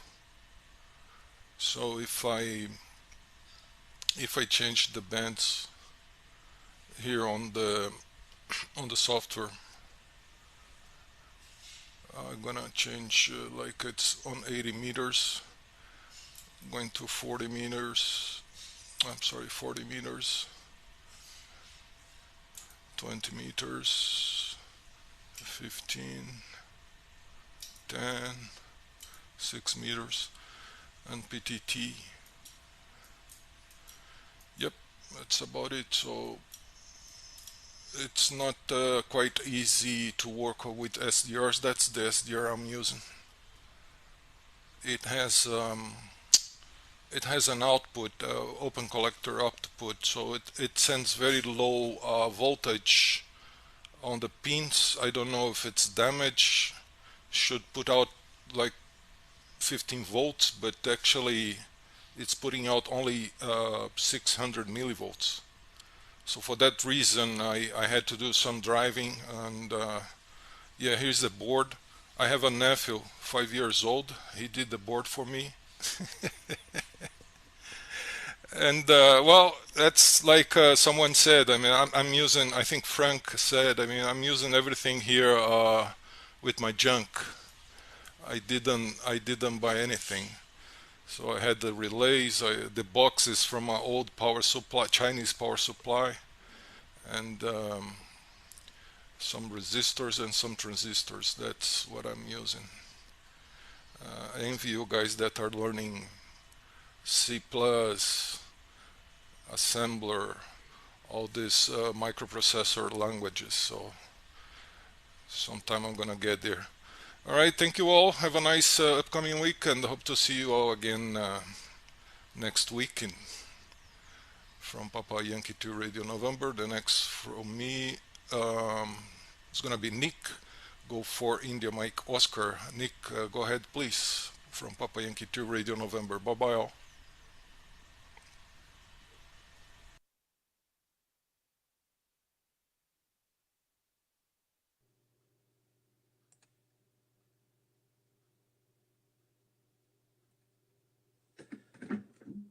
Yep, okay, thanks for that. My audio. Yep, okay, thanks. Turn my audio down. Yeah, I shall make this very short, I think, because it's coming up to 5 o'clock here, and I haven't eaten, so I'm getting a bit hungry. HI. Yeah, okay. It's nice to see everybody on the net here. It's very good. It's a long old net, isn't it?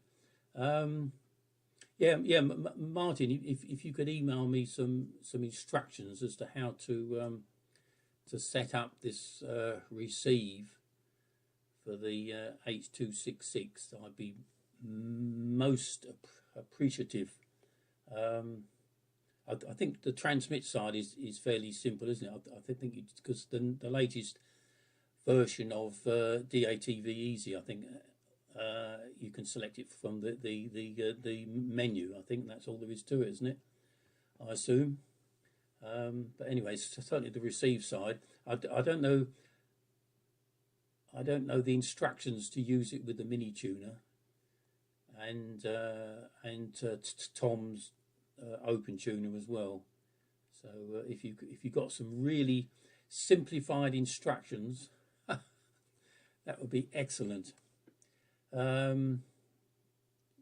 you can find my email address on my QRZ page, Martin. That would be great. I meant to say, Henry, if you're still there, or anybody else who's interested, Node Red, there's quite a lot of people talking about Node Red, of which I know absolutely nothing, well, hardly anything. But the Norfolk Amateur Radio Club, they've uploaded a video onto YouTube, So if you're interested, just type in NARC Node Red and search for that on YouTube. It was on the 8th of February. There's a 1 hour video on there presented by Richard G4WNC of using using Node Red to control a transceiver. So it's most interesting. You need to fast forward the first 19 or 20 minutes or so, but it's very, very interesting. If anybody's interested. Right, I think that's about it. Oh, I didn't mention, sorry, there's so many people on here, it's difficult to remember with my age, but yeah, hello to Frank, G8PQH. You're not a very strong signal. I think you're probably limited to your power because you were running half FEC anyway, so that's probably why. But excellent quality picture, very good. MER was 3.5 here. That's on my 1.3 meter dish that I use for receive and also for transmit. So your MER 3.5. But yeah, excellent quality pictures. I think your frame rate was quite slow, but excellent work, very good. Nice to see you on the net here. Yeah, okay, Phil. Thanks for the information there on the past experiences with all the offshore stations. Yeah, it was quite an interesting time, wasn't it?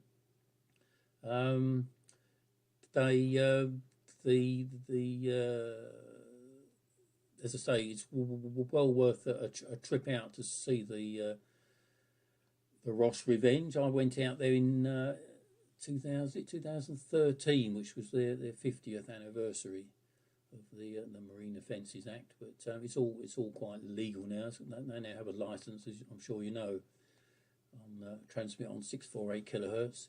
Although they don't actually transmit from the ship, they just use the studios. And they have a link from the ship to shore to their transmitter, which is located at Alford Ness. They've got a 25 kilowatt Harris transmitter there, but they're only licensed at the moment for 4 kilowatts. They've just installed a load of solar panels actually at Alford Ness to try and compensate for the huge amount of electricity to run the transmitters all the time, 24 hours. So anyway, okay, I'm going to make this my last transmission. I think I've answered most of the things. Oh yeah, Leon, the AD431 looks an excellent little thing, but I think programming it is well beyond me, I think. So I shall leave that in your capable hands. Okay, with that, I'm going to say cheerio to everybody. Hope to be on here next week, and pass it round to Henry. ZS6 Mike Charlie G4 IMO is off and clear, but I will be watching for a few minutes.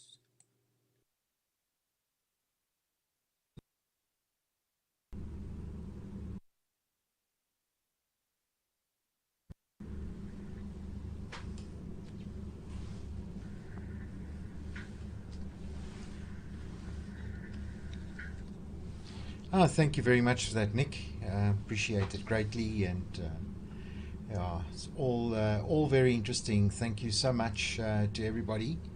Yeah, it's enlightened me again on DATV, which is really very nice to be here, and of course nice to see all the faces again. So anyway, thank you very much. Nothing much more to add. Good day to Leon and Frank, who come after me. Nice to see you on as well, and of course Nigel. Nigel's the first time that we have actually communicated via this mode. So there we go. All the best now, and have a great day and the rest of the weekend that is left. ZS1 Mike, and of course Gary, thank you very much for running the net. ZS1 Mike and the group. This is ZS6 Mike Charlie, now off and clear. Bye bye.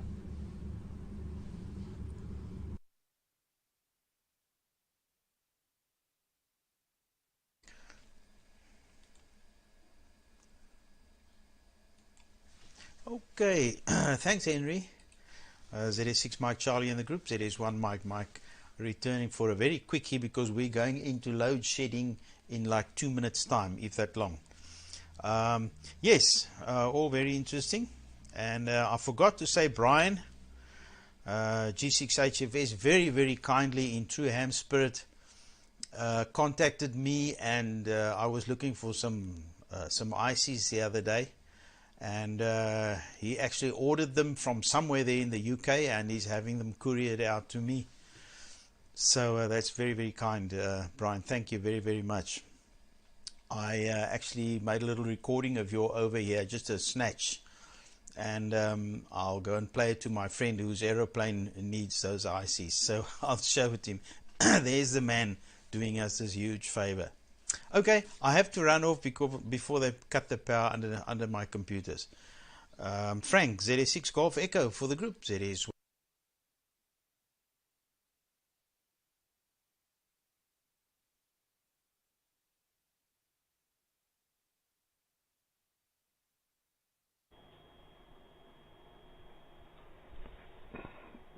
Yeah, just quickly, Gary was right.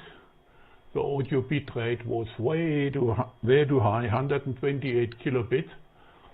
No idea how it got there, probably finger trouble.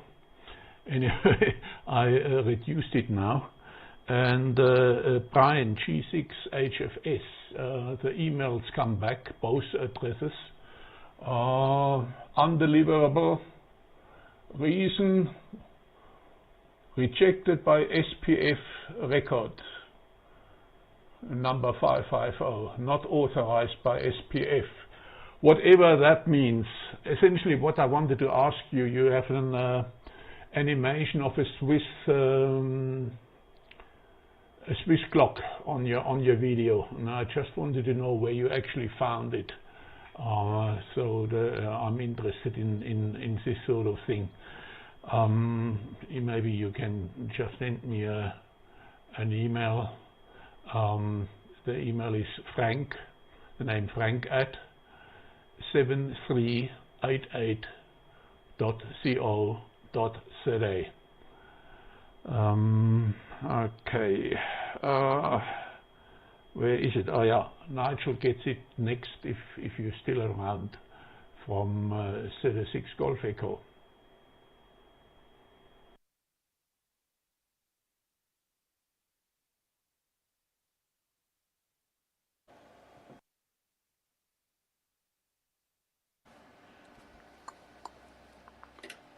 Thanks, Frank. Yeah, I'm the last one on the list. All copied. I've got no more to add other than, Martin, if you can send us a quick email regarding the steps for 866. I've got many tunings if I can get it going. But other than that, it's coming up to nearly 5:05 locally, and the net's been going for 2 hours, so I say a long net. You know, we'd like to see a lot of people, but it makes net a bit longer, but not, you know, that's all it is. You come on if you can, and if you can't, you don't. So have a good week, everybody, and all those in the UK had this emergency warning. Mine came through just as the net was starting, I presume same time as everybody else, but I didn't read it. I just pressed OK and it stopped it. So, but yeah, I received it. But yeah, you're right. It's only if you change the on the news the other day, they said where it's going to send out to every mobile. We'll change the wording now. They said should be most mobiles. So obviously we knew that it wasn't going to reach everybody's. But hey, we've done it once. Whether we've used it in real life, I don't know. But anyway, that's it. I want to say 70 feet to everybody. Thank you, everybody, for coming on. Have a great week. Take care and play safe. 2E0. EA Chase. Now, I think this is the end of the net, so I'm going to say thanks for that, and everybody who puts it together, Gary, etc. Thank you for doing it. And I'll put on the test card.